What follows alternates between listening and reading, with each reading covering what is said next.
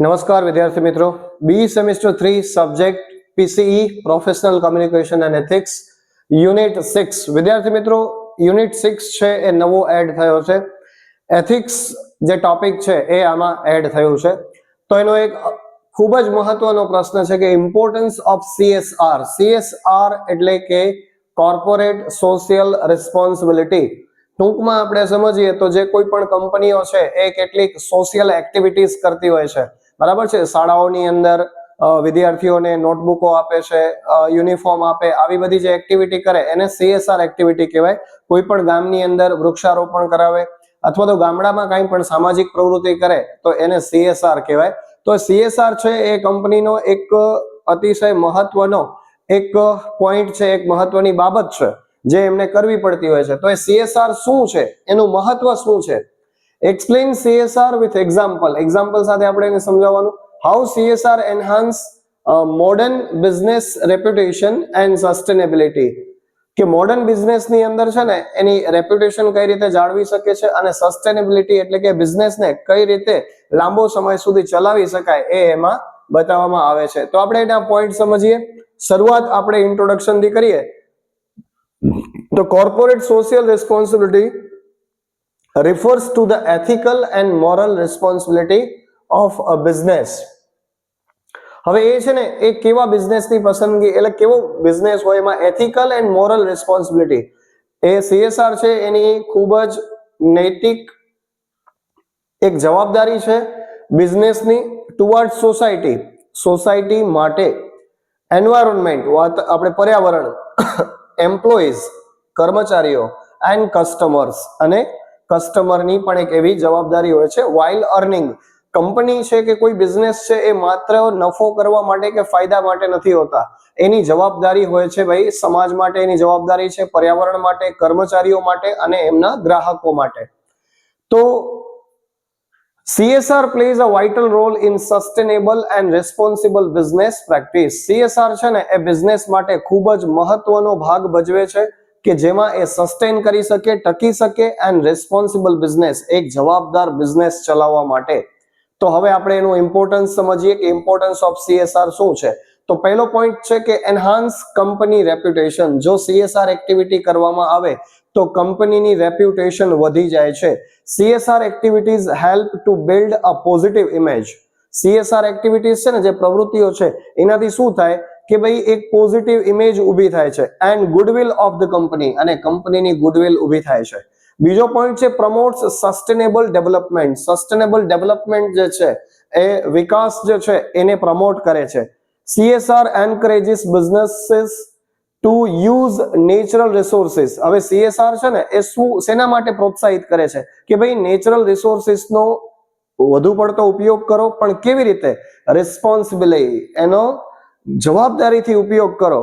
Reduce pollution, આપણે pollution છે પ્રદૂષણ એને અટકાવવાનું છે. એન્ડ પ્રોટેક્ટ એન્વાયરમેન્ટ, અને પર્યાવરણ જે છે એ પર્યાવરણનું રક્ષણ કરવાનું છે. ત્રીજો પોઈન્ટ છે ઇમ્પ્રુવ્સ એમ્પ્લોય સેટિસ્ફેક્શન. એના કારણે એમ્પ્લોય જે છે કર્મચારીઓ છે એનામાં સેટિસ્ફેક્શન વધવું જોઈએ, સંતોષ વધવો જોઈએ. તો CSR provides better working conditions. CSR ના લીધે સારી એવી વર્કિંગ કન્ડિશન્સ ઊભી થાય છે, સેફટી સલામતી મળે છે, એન્ડ વેલફેર ફેસિલિટીઝ અને સમાજ કલ્યાણ. વેલફેર એટલે કે એમના ભલા માટેની કેટલીક સુવિધાઓ આપવામાં આવે છે.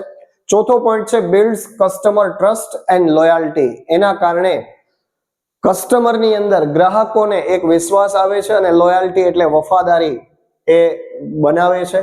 તો કે કસ્ટમર્સ શું પ્રિફર કરે છે, કેવી પ્રોડક્ટ પ્રિફર કરે છે? From socially responsible companies. એવી કંપનીઓ કે જે સામાજિક રીતે જવાબદાર છે એવી કંપનીઓ પાસેથી પ્રોડક્ટ ખરીદે છે. CSR helps in retaining customers and increasing brand loyalty. CSR શેમાં મદદ કરે છે?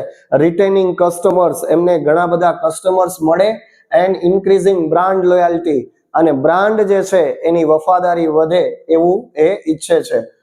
પાંચમો પોઈન્ટ છે legal and ethical compliance. Legal and ethical compliance એટલે કે CSR helps organisations two follow rules. હવે એ બંધાયેલી છે એથિકલ કેટલાક નૈતિક જવાબદારીઓથી કંપનીઓ બંધાયેલી છે બરાબર, તો એને શું કરવું પડે?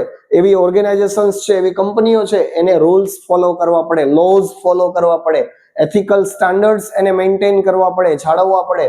ત્યાર પછીનો છઠ્ઠો પોઈન્ટ છે long term business growth. CSR ના કારણે લોંગ ટર્મ બિઝનેસ ગ્રોથ થાય છે. બિઝનેસનો જે ગ્રોથ છે ને એ લાંબા ગાળે એ વૃદ્ધિ પામે છે. CSR creates a stable and supportive environment. CSR ના કારણે શું થાય તો કે stable and supportive environment create થાય છે ફોર બિઝનેસ માટે, બિઝનેસ ઓપરેશન્સ એટલે કે વેપાર ધંધા માટે, leading two long term profitability. લાંબા સમયે એમને પ્રોફિટ નફો દેખાય છે એન્ડ ગ્રોથ એમના બિઝનેસની વૃદ્ધિ થાય છે.